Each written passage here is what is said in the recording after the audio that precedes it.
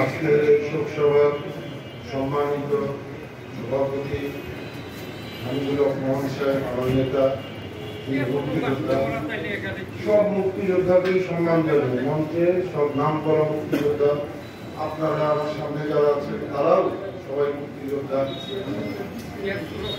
আপনাদের সম্মান জানিয়ে এই শোক সভায় দু চারটি কথা বলতে চাই।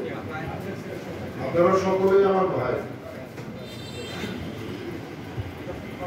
আজকে যে অবস্থা, যে মুক্তিযোদ্ধাদের আজকে যে মিলন মেলা দেখলাম, আমি আমার জীবনে এত বড় মিলন মেলা প্রকৃত মুক্তিযোদ্ধাদের দেখি আসলেই দেখি নাই।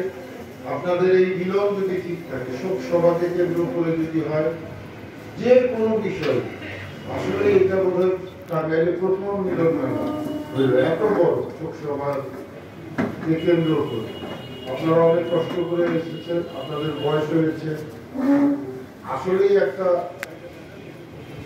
কথা বলেছি একজন বক্তা, আমরা সকলেই চেনাই তাদের আত্মব্যক্তিত্ব।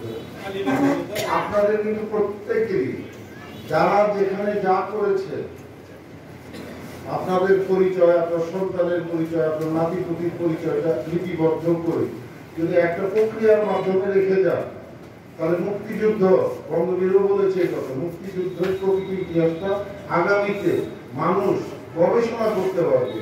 এইটুকু করে যান, কে আজকে কি বললো, আজ থেকে 20 বছর পর, 50 বছর পর, 100 বছর পর আপনারা থাকবেন না, কিন্তু আপনাদের নিয়ে আমরা নতুন প্রজন্ম যারা আসবে সেই সময়টা গবেষণা করবে, লেখার একটা বিষয়বস্তু থাকবে। আপনারা নিজেকে এত ছোট মনে করবেন না। সবাইকে ধন্যবাদ। আসসালামু আলাইকুম। ভালো থাকবেন, সুস্থ থাকবেন। আসসালামু আলাইকুম।